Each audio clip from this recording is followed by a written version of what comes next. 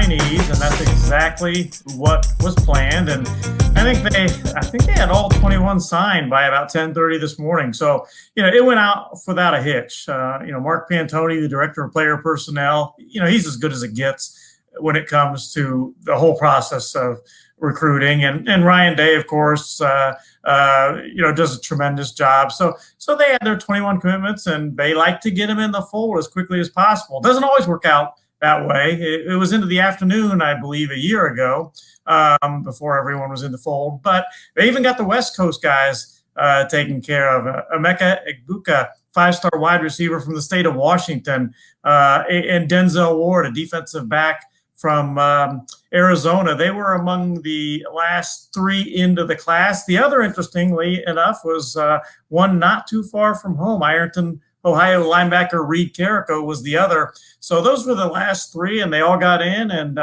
21 signees. And, there's a little bit of drama, I guess, left, but that'll head into February, because the drama really concerns guys that are not going to sign today. Bill, did I hear that middle name correctly that you listed there? Denzel Ward?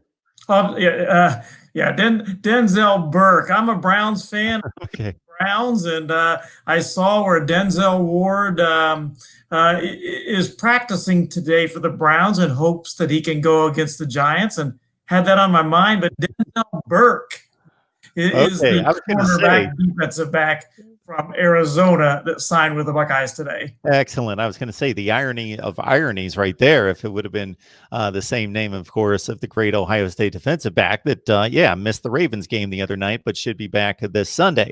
Got Bill Kurelik on the line, 247 Sports Bucknuts. It's a standard in the industry, so please check out his work right there. This, unlike any other recruiting year in history, of course, because of the pandemic, Ohio State obviously met the challenge and exceeded the challenge. So on one hand, there are all the obstacles of trying to build relationships and have that contact. You can't bring people on campus. But at the same time, I would think that the name Ohio State, the brand, the reputation worked maybe in its favor for those people that certainly couldn't take those visits.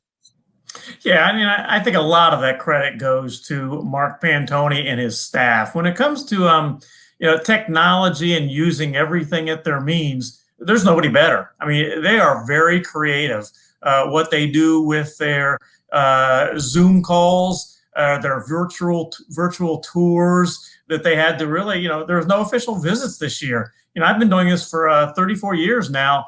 And that's never happened, where kids aren't allowed to make an official visit. They couldn't do that this year. So the official visits, for all intent and purposes, were virtual.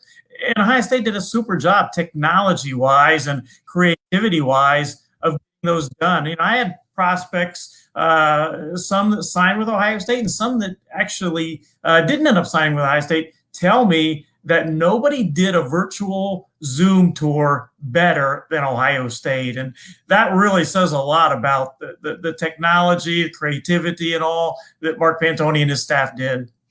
Yeah, and it goes beyond coaching football and being that's your profession, but being able to adapt to whatever the needs of the situation are that go way beyond your area of expertise. So that's pretty phenomenal.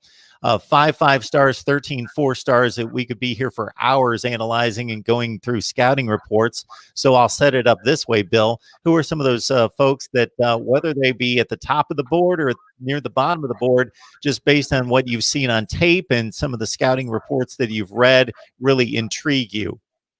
And also, I had a chance to see a lot of these kids in person. Obviously, not all of them, because Ohio State, recruits everywhere, and you can't get out to every state. You can't get out to Australia even. Jesse Mirko, the punter from Australia, the Buckeyes signed. He actually had signed before today because he was allowed to. He was the first signee in the class, but he is coming to Ohio State from Australia. The Ohio State goes everywhere. So, I got a chance to see a lot of these kids in person. If not, I saw them on tape. And some of the guys that stand out, obviously, Jack Sawyer, who I saw many times in person. He's from right down the road from where I live, North High School. Tremendous athlete. He is such a good athlete, Mark, that he could have gone at least to the MAC level schools in basketball, as well as his football talent. He's tremendous, 6'5", 250 pounds, and he's going to be an impact guy. He could be the next Chase Young, the next Joey or Nick Bosa. He's got that type of talent. So you've got to start there. But Travion Henderson from Virginia, a 5-star running back that they're really counting on big things from him. Tony Alford, the running backs coach, grand slam. And, he's restocked the running back room with a 5-star running back and a high 4-star running back. And it's not easy to land 2 super running backs in the same class. Sometimes they don't like to play together. Maybe if you watch the Browns, you can see how it can work with using their 2 running backs, Nick Chubb and, of course, Kareem Hunt. And maybe it'll be the same way at Ohio State down the road. But, getting 2 running backs is not an easy job. So Kyle McCord, a great quarterback, 5-star quarterback. That the beat goes on for Ohio State quarterbacks. Ryan Day, they want to play great quarterbacks in his offense. But, you go a little bit towards, I guess you'd say, the lower end of the spectrum when you look at the star rankings. And a couple guys that I think really kind of are interesting is Jalen Johnson, a safety from Cincinnati LaSalle. I saw him play several times in person, and I think he's got a chance to be a very good one for Ohio State. And then the other one is Zen Michalski. Great story there. He's an offensive lineman out of Indiana, and he wasn't even being really recruited much a year ago at this time.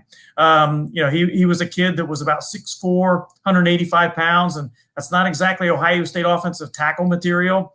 Had a growth spurt and ate well and did the right things. Got up to 6'6" and 288 pounds by the start of his senior year. Ohio State flipped him from his Louisville equipment. I think he's got a chance to be a fine offensive tackle for the Buckeyes. Bill Kurelik on the line with us here at Mark Rogers TV, the voice of college football. We would ask that you like the video, share it out there on social media. There's folks out there that have no idea that we're talking college football here every day. Subscribe to the channel, hit that bell for the notifications. That way you know when we're going live, which is every day.